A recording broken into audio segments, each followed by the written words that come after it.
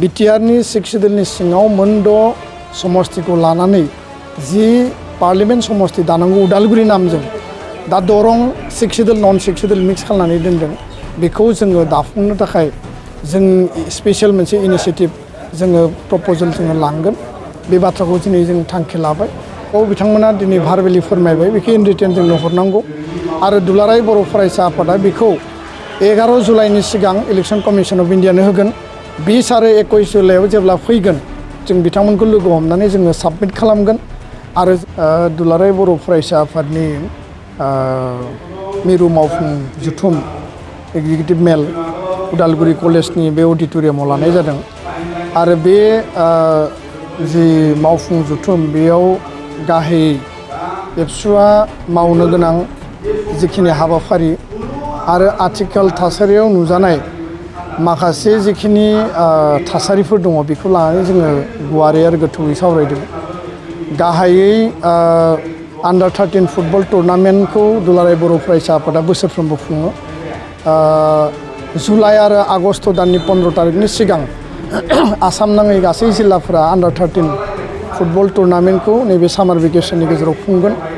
आरो मिरु आफादा अक्ट'बर दानाव खुंहैगोन बे मोनसे नैथिया जाबाय जे फ्रि सामार कचिं जोङो केम्प खुङो क्लास 9 आरो 10 नि थाखाय एडिशनेलि जोङो एलपि आरो एमइनि थाखायबो जोंनि जिल्ला आरो दख'राफ्रा खुङो दा बेखायनो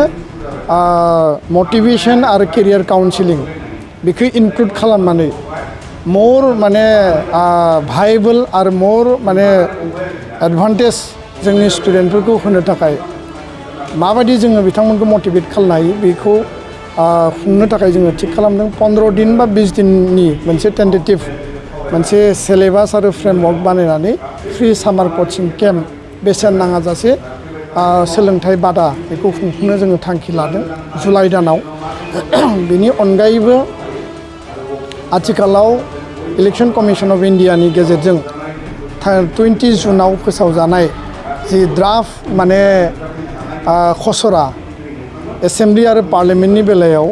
बेखौ जोङो गासै आसाम नाङै जोंनि गासै जिल्लाफोरखौ गावबा गाव जिल्लायाव नुजानाय क्लेम्स आरो अबजेक्शन जिखिनि ग्रिभेन्सेसफोर दङ पाब्लिक आरो ससियेल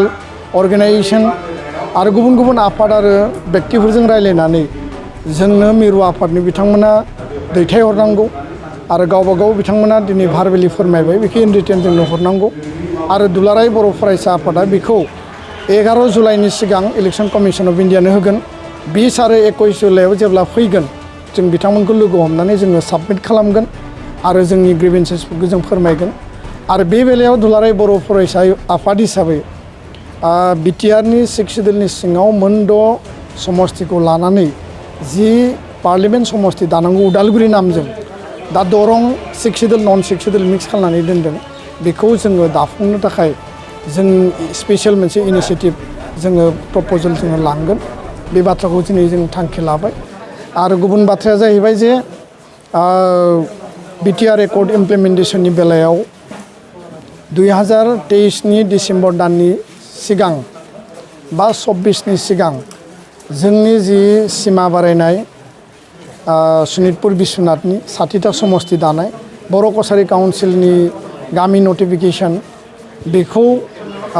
मावफुंनाय फैबाय थानाय 6 मान्थआव आरो लोगोसे कार्बि आंलंनि एसटि हिलनि इस्यु फारसेथिं स्कुल प्रभिन्सियेलाइजेशन